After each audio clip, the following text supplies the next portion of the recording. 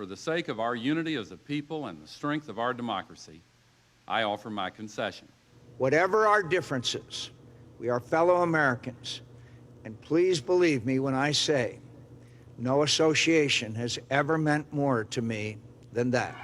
The people of the United States have made their choice, and of course I accept that decision. Today, I hope that we can begin the healing. I still believe in America, and I always will.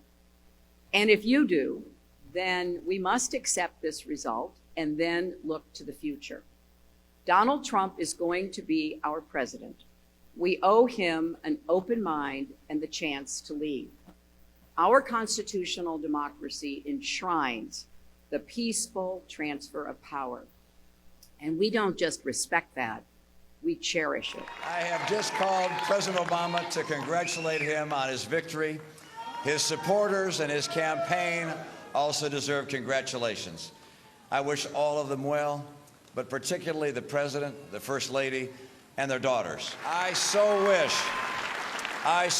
that I had been able to fulfill your hopes to lead the country in a different direction, but the nation chose another leader, and so Ann and I join with you to earnestly pray for him and for this great nation. This is an historic election, and I recognize the special significance it has for African Americans and for the special pride that must be theirs tonight. I've always believed that America offers opportunities to all who have the industry and will to seize it. Senator Obama believes that too. But we both recognize that though we have come a long way from the old injustices that once stained our nation's reputation and denied some Americans the full blessings of American citizenship, the memory of them still had the power to wound. A century ago, President Theodore Roosevelt's invitation of Booker T. Washington to dine at the White House was taken as an outrage in many quarters. America today is a world away from the cruel and prideful bigotry of that time. There is no better evidence of this than the election of an African American to the presidency of the United States. I'm sorry that we got here a little bit late and a little bit short. Earlier today, I spoke to President Bush and I offered him and Laura our congratulations on their victory. We had a good conversation, and we talked about the danger of division in our country and the desperate need for unity, for finding the common ground, coming together.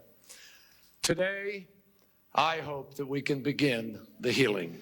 Almost a century and a half ago, Senator Stephen Douglas told Abraham Lincoln, who had just defeated him for the presidency, "Partisan feeling must yield to patriotism." I'm with you, Mr. President, and God bless you. Well, in that same spirit, I say to President-elect Bush that what remains of partisan rancor must now be put aside, and may God bless his stewardship of this country. Neither he nor I anticipated this long and difficult road. Certainly neither of us wanted it to happen. Yet it came, and now it has ended, resolved as it must be resolved through the honored institutions of our democracy. I have said repeatedly in this campaign that the President is my opponent, not my enemy, and I wish him well, and I pledge my support in whatever advances the cause of a better America, because that's what the race was about in the first place, a better America as we go into the next century. I just called Governor Clinton over in Little Rock and offered my congratulations. He did run a strong campaign. I wish him well in the White House, and I want the country to know that our entire administration will work closely with his team to ensure the smooth transition of power. There is important work to be done, and America must always come first. So we will get behind this new president and wish him well. Just a few minutes ago, I called Vice President Bush and congratulated him on his victory.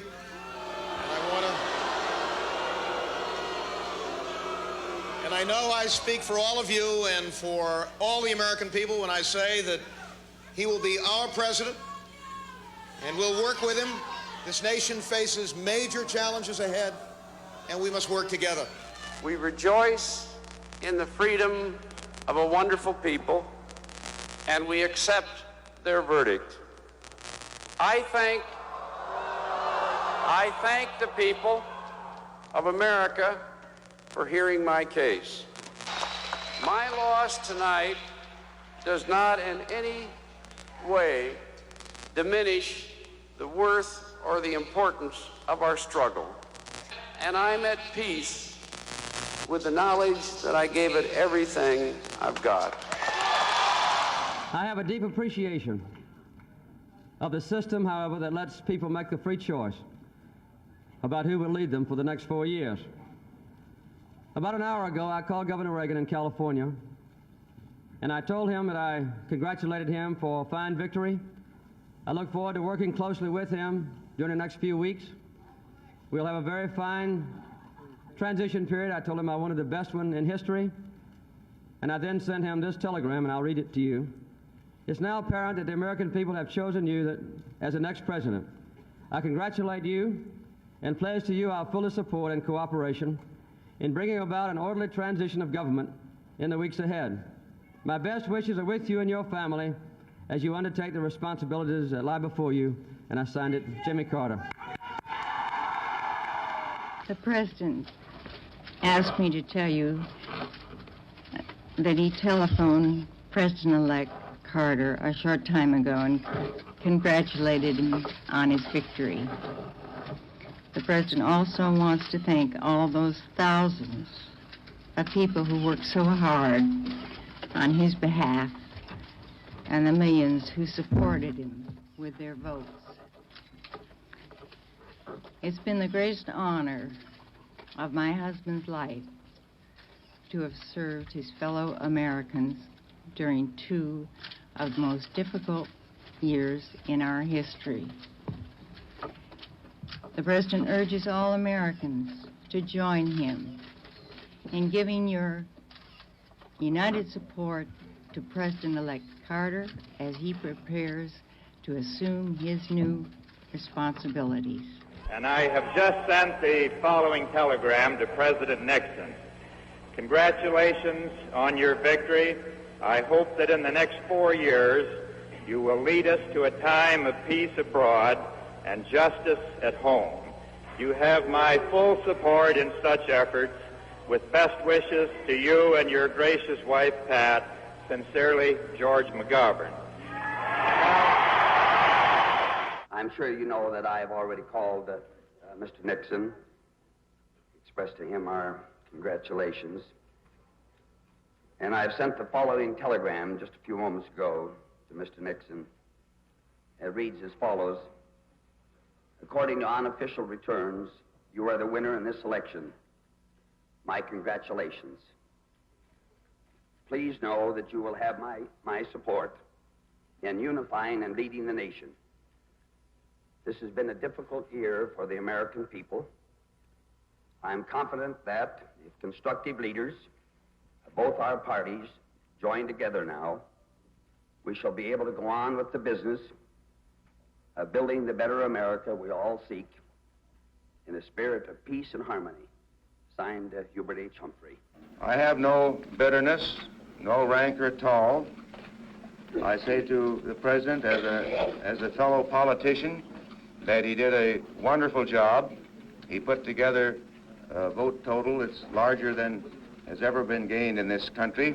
I've sent the President the following wire, which I think will be available for you if you don't have it now. To President Lyndon Johnson in Johnson City, Texas. Congratulations on your victory. I will help you in any way that I can toward achieving a growing and better America and a secure and dignified peace. I want to say that one of the great features of America is that we have political contests, that they are very hard fought, as this one is hard fought, and once the decision is made, we unite behind the man who is elected. I want all of you to know.